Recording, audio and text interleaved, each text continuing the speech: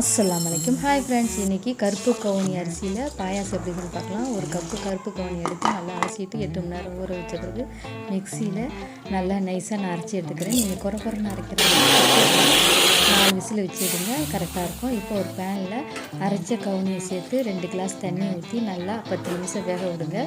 அதுக்கப்புறம் அதில் பாதி எடுத்து வச்சுக்கலாம். அது தயிர் கலந்து அடுத்த வீடியோவில் காட்டுறேன். இப்போது அரை கப்பு வெல்லத்தை சேர்த்துக்கலாம். 1/4 டீஸ்பூன் ஏலக்காய், ஒரு பிஞ்சு உப்பு சேர்த்து நல்லா கொதிக்க விடுங்க, நல்லா கலந்துக்கோங்க. அதுக்கப்புறம் சிம்மில் தேங்காய் பால், திக்கான தேங்காய் பால் அரை கப்பு சேர்த்து நல்லா கலந்துட்டு ஸ்டவ் ஆஃப் பண்ணிவிடுங்க. அதுக்கப்புறம் நெய்யில் முந்திரியை வறுத்துட்டு அதையும் சேர்த்து நல்லா கலந்து எடுத்தால் சுவையான கருப்பு கவுனி பாயாசம் ரெடி. இந்த வீடியோ உங்களுக்கு பிடிச்சிருந்தால் லைக் பண்ணுங்கள். இது சின்ன குழந்தைலேருந்து பெரியவங்களுக்கு விரும்பி சாப்பிடுவாங்க. ஹெல்தியானது. இதே சுகர் பேஷண்ட்டும் தாராளமாக சாப்பிடலாம், அந்த அளவுக்கு ஹெல்தியானது. ட்ரை பண்ணுங்கள். அஸ்ஸலாமு அலைக்கும்.